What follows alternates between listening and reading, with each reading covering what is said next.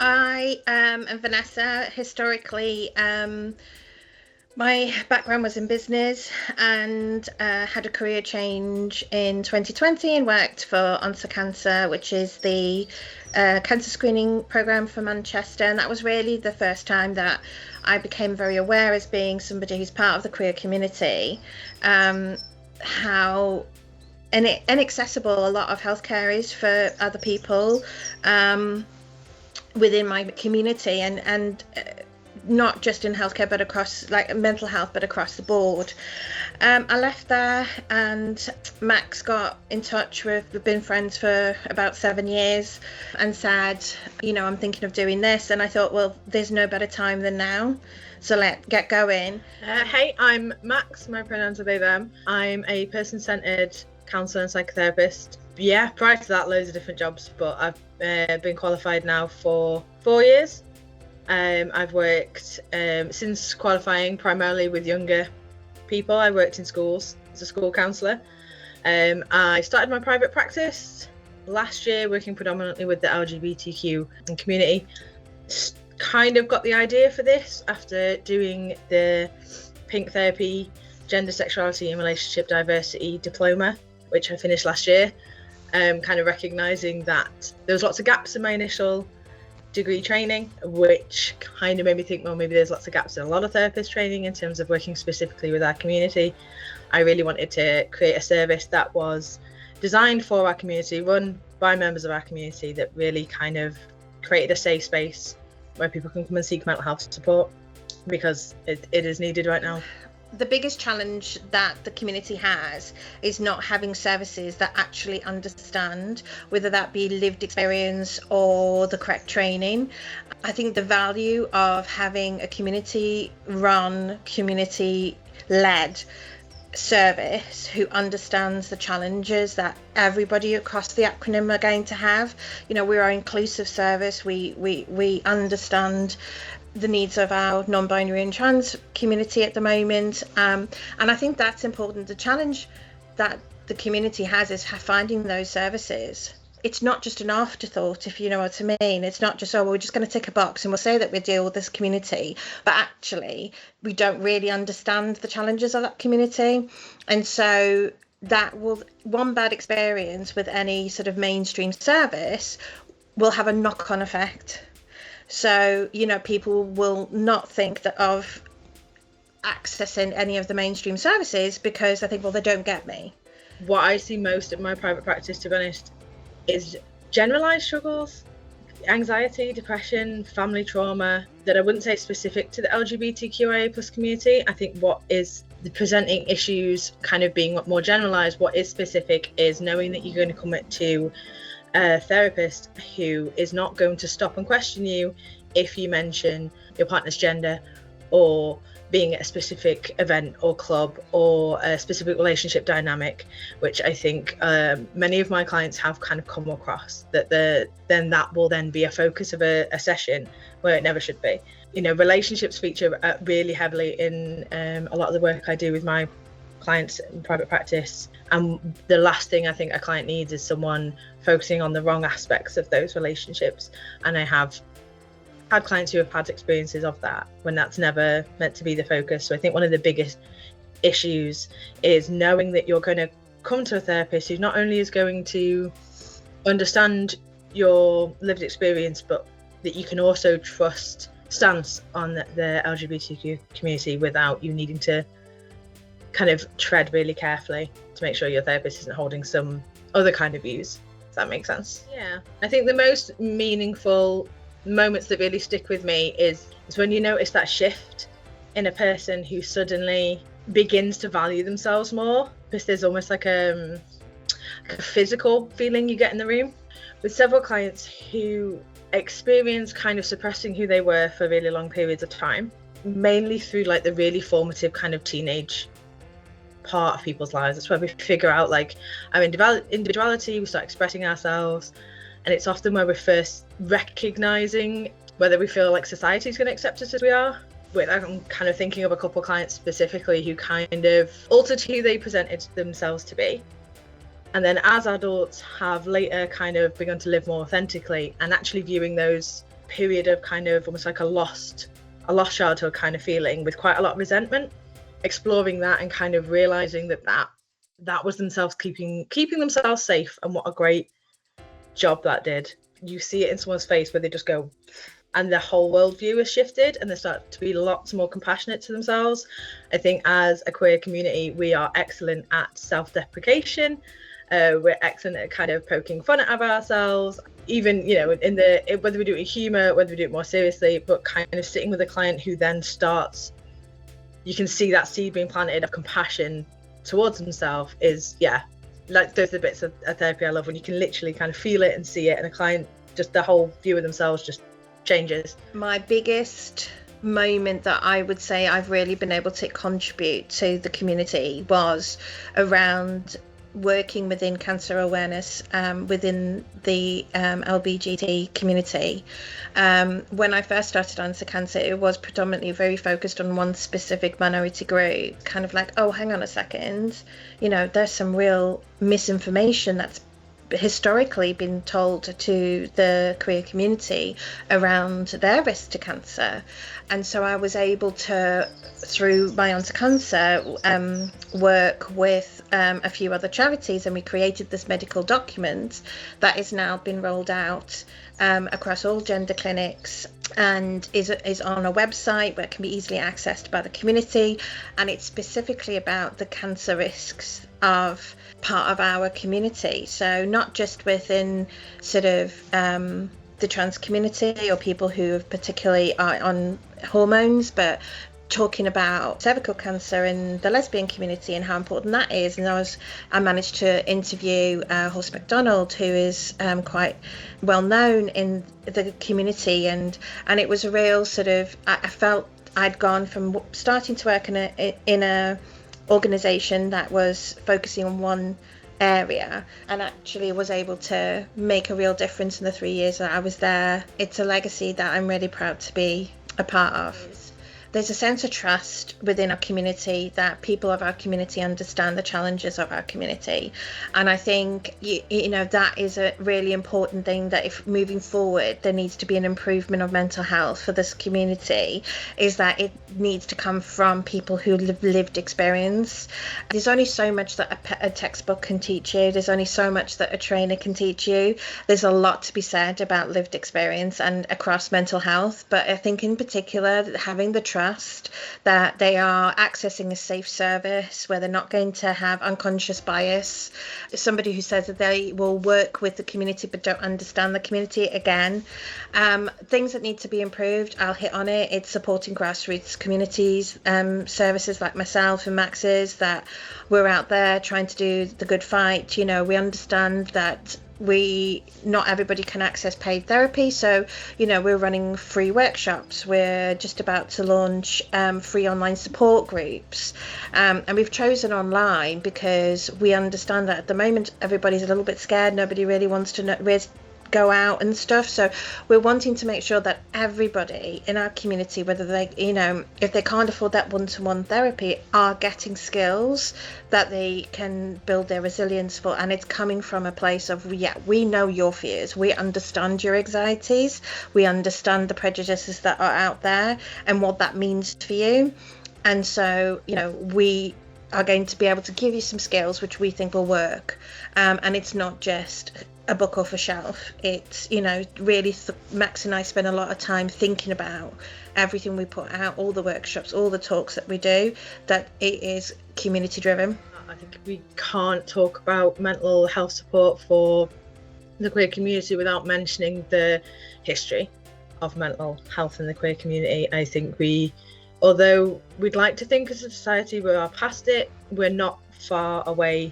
The recent history of pathologizing being gay, being lesbian, being trans. Some of the rhetoric around, especially the trans and non-binary and gender non-conforming community right now, is harking back to a lot of that. There have been really recent changes in the way the NHS is working with the gender non-conforming community, including a really recent directive to stop GPs accessing, you know, shared care with gender clinics.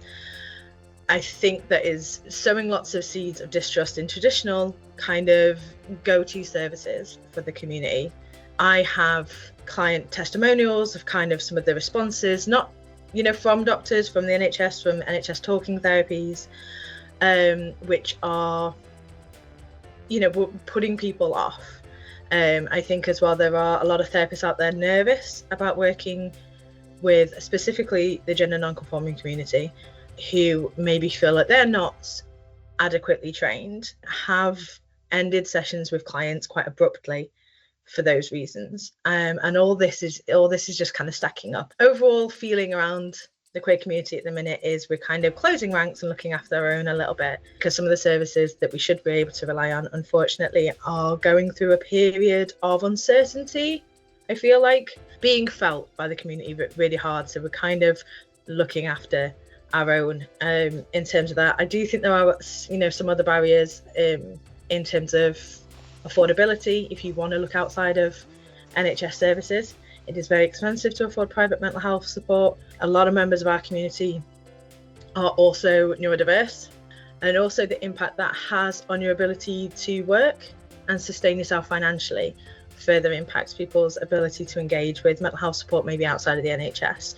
So I think there's kind of lots of things in play which make accessing mental health support particularly difficult, and then finding a trusted source of mental health support that is financially accessible or is in a format that is accessible. Okay. Without getting politically soapboxy, I feel like there are not many mental health support institutions that are not queer-led that are being vocal enough right now. And I understand the reasons why. So, for example, they have to say neutral because they are accessible to all, but that does not then mean that the community has faith in those organisations. So it's a really difficult balancing act, because obviously if you are a mental health talking service or kind of just general mental health support to other charities or specific like domestic violence services, things like that, you can't back every cause. But I do think that puts people in our community are then maybe less likely to fully want to trust you. If you're not shouting and in the streets with us, you're not on our side kind of type thing, because a lot of the times you don't know until you're in the door with someone and maybe being really vulnerable with someone that actually they hold views that don't align with your own. So it's hard, because I don't think that more neutral charities can afford really to be very vocal about our issues, which is why I feel like kind of supporting those sort of queer startups, queer charities, queer services is so important, and putting them at the forefront of things like this. Backing LGBTQIA+ services and those who run them feels like a better use of any support that maybe some of the bigger charities and organisations out there who are maybe not queer-led, you know what I mean, kind of almost taking a backseat and pushing those smaller services, because our community needs access to those. I agree. I think it's almost become a conversation, I would say, over the last 2 years within the community that, or even around Pride Month, it almost it's now a corporate sort of, let's tick that box. We'll put a Pride flag up, or we'll paint a Pride flag on our front of our big shop, but it's not authentic, and that's the difference. So we're not a marketing gimmick. We're not a community that you can use to, tick an EDI box off. We want to feel that you authentically want to support and then help us improve our mental health, and it's not just right, we're going to do this now because it's a hot topic. And it's sustainability and it's consistency of that support, and it's not just around a certain time of the year when everybody's doing it. And I think that's important. It's a continuous conversation, and when you see that in the community, when you see somebody that is continuously showing that support and showing up and being an ally, you build the trust within the community. And it makes sense. I think in order to improve access to mental health services, it's for our community, it has to be led by our community. And I think that the other services could do a lot in terms of partnering with. There are many organisations, we're not the only one in Manchester, and partnering, listening to us and kind of putting us at the forefront, because that's how you're going to get community engagement. There is quite a few letters as part of our acronym, and each of those letters represents a community of people with different challenges. So it's not one voice fits all. It's, so I would like to see that when things are delivered, there's that thought into it. Who am I delivering it to? What are the challenges for that particular community within that community? Rather than it just being a pride flag, a very corporate, and even the health information that's out there, it's almost like you've taken a singular gendered sort of piece of narrative and you've just changed a couple of words to make it fit a different community, but it doesn't mirror some of the issues that community will have that singular sort of cishet person wouldn't.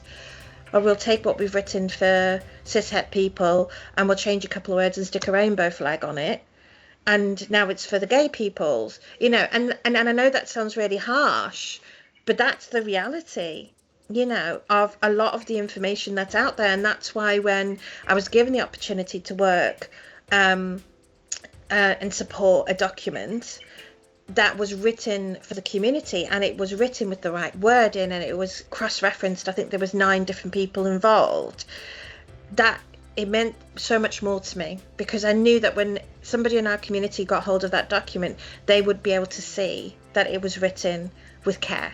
Things being led by our community. So if there was one thing I could change, it would kind of be top down and have whoever the powers that be making these decisions in terms of assigning funding or giving publicity to or pushing services. I feel like those decisions need to be made by members of our community. That would be my big thing. I think if you have more queer voices at the top, you're gonna see a change trickle down, because I feel like a lot of the decisions may be being made in a well-meaning way aren't necessarily the ones our community need or want to see. I think the more we can empower our community through people being in positions where decisions can be made, where our voices are amplified, not just on a consultancy basis, but on we're professionals, we are the authority in our own lives, having those voices at the top. So yeah, those decision makers, the loud voices on steering how mental health support in Greater Manchester is delivered to our community should be members of our community, and a cross section of members of our community, not one lone voice, because there's usually just one lone voice, and it needs to be a cross section of our community. Because as Vanessa said, we are not a one size fits all community at all. We have lots of varying needs, varying identities. There need to be a multiple at every level. I think that's what I would change.